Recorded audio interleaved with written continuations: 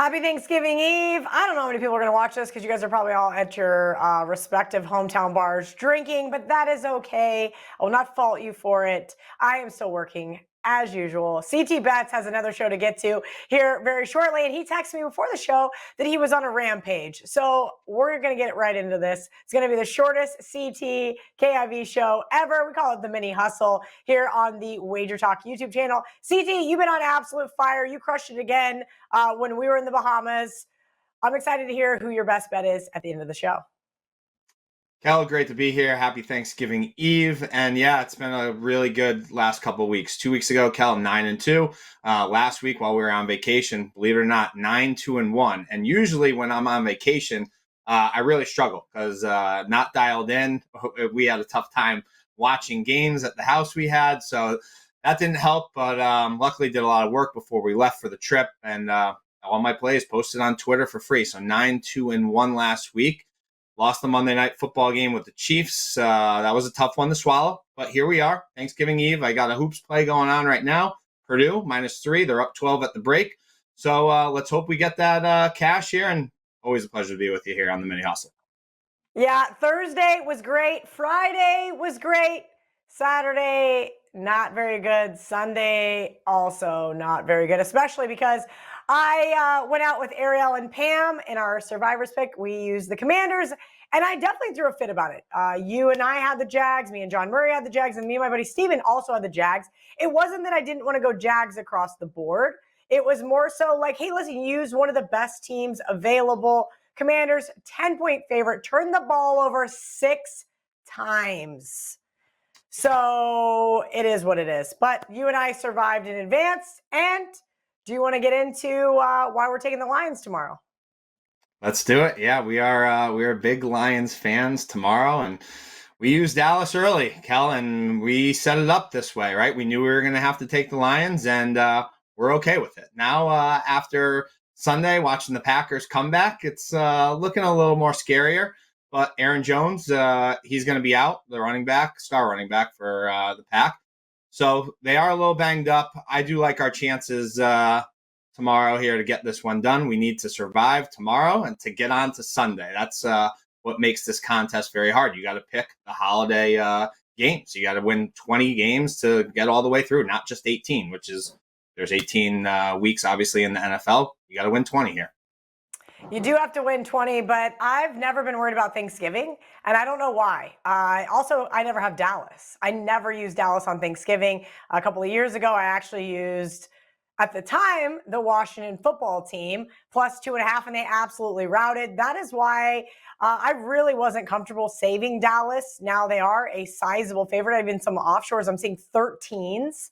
I think that's a little overblown last week. Again, if you watch that game, very frustrating. Sam Howell, yes, they traded away 2 of their best defensive players, which was not ideal either. But the Giants had no business winning that game.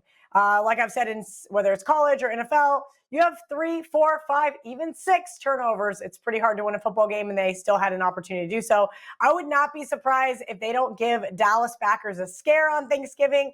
Just one of those games that every single year Dallas has been atrocious, 1-11 against the spread in their last 12, and that includes 1-4 with Dak. So this is not just like some weird anomaly. Also, Ralph put out a really crazy stat: 2-20 to the over with Ron Rivera on Thanksgiving. Just whether it was at the Washington football team with the Panthers, didn't matter. Crazy stat there in late November. CC, I know you said you didn't want to jump the gun and talk about it, but I'm going to put you on the spot. Who do you have in mind for Sunday?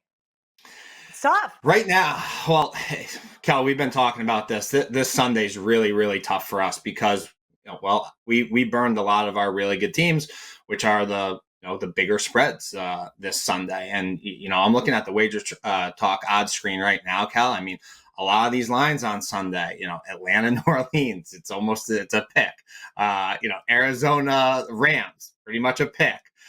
Denver, Cleveland, Denver -1.5. These are really, really tough. And we are in for, if we could get it done on Thursday, we're in for an even bigger grind this Sunday.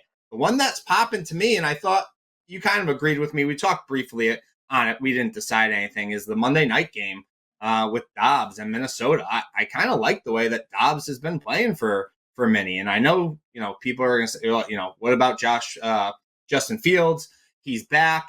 But that's where I'm kind of leaning towards right now. I think Mini should have won that game on Sunday night versus the Broncos, right? Broncos had a great comeback drive there, and they got the job done. But Mini kind of dominated that game from start to finish. So that's where I'm kind of leaning towards right now if we can make it through Thursday, partner.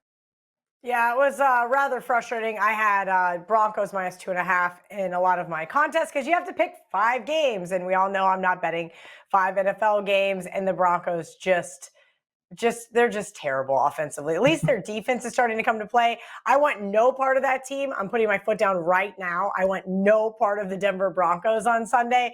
A couple other ones I looked at besides the Vikings might be the Titans, but still missing a couple key guys there on that offensive line. Will Levis cannot look any worse than he looked last week, and we all know what we're going to see from Bryce Young. Another couple interesting ones, Cards pick 'em here. Cards don't appear to be tanking, but got to do a little bit more work on that one. And then I know it's against my rule, but your Patriots laying 3 on the road. I kind of wanted to get your insight on that one. Again, Giants should never have won that game, but they did because they benefited from turnovers. That's not what Bill Belichick teams do. Kel, it's funny you asked that.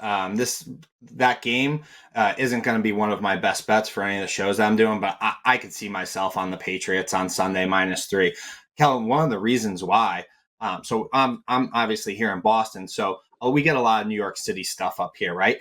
How they are acting like this kid is Tommy DeVito is the savior. He's been on all the night shows this week in New York City, like Jimmy Fallon, all the late night shows. Okay. The Del Frisco's New York Steakhouse, they're whining and dining him. Okay. It's gotten out of control. Something that's kind of even crazier, Cal, his agent, I know his agent. He lives in Marblehead, the town over from us. Like, I was talking to him this summer. He wasn't even like, he's an undrafted quarterback. He's 4-string. He was on the practice squad. They just had to sign him recently. They had no business winning that game. I know the Patriots have a ton of problems. Don't get me wrong. I was on the Colts the last game they played before the bye.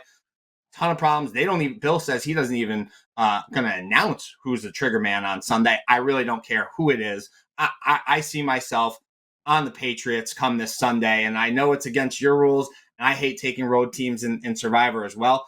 This is one that unfortunately we're going to have to talk about if we get through tomorrow.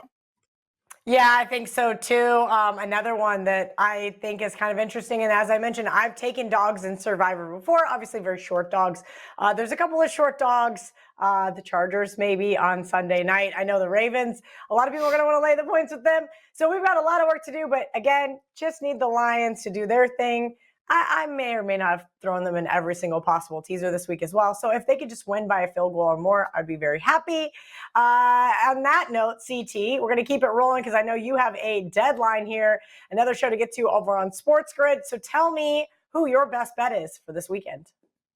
Yeah, Cal, I'm going to head to college on Saturday, and I think the way they call this one the big game, it's Ohio State at Michigan. Michigan now you could get a 3, Cal.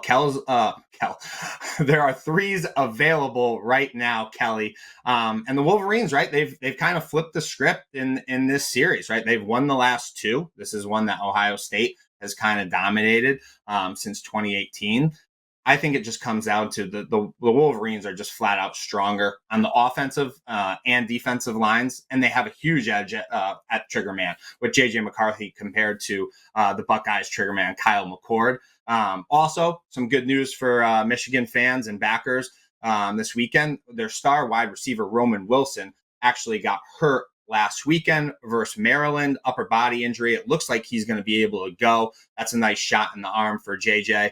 And I know JJ hasn't thrown a touchdown pass in his last 3 games, but they've been just running the ball down people's throats. And I think we're going to see a mix of that versus the Buckeyes. Don't be the run game, and don't be surprised to see McCarthy air out a couple. He's got the arm to do it. I think 3 is a discount here, Kelly. I don't get it. This one opened at 5.5. I don't agree with the, the quote unquote Michigan versus everyone tour. I think it's absolutely ridiculous. But hey, I like money, and I think they're going to get us the cash this weekend. So I'm all about it this weekend. Michigan versus everybody. Give me the Wolverines -3. This is going to be one of my bigger plays of the year, Kelly. I can see that, Chris. This is an interesting one.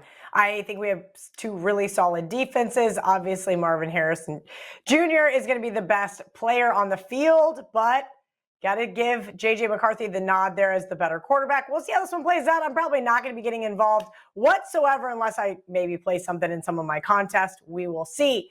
My best bet this weekend is going to be Cal +9. Look, this is a Bruins team I've been on several times this year. And if you remember a couple of weeks ago, I said, hey, this team has a chance to go bowling, and everybody laughed at me. All they needed to do was win a couple of games. And that game against the Trojans, they absolutely should have won. Now they're in a similar spot versus the Bruins on Saturday night. Weird things happen. Pac-12 after dark. I expect it to come down to the wire, similar to that USC game where it is a high-scoring affair. I think you got to take the +9 here. CT, I'm going to let you go. It's always been a pleasure. I hope we get to argue on Friday about our Sunday Survivor pick. Enjoy your time on Sports Grid, and have anything else that you'd like to say before you go? Happy Thanksgiving to everybody. Thanks for always watching our show.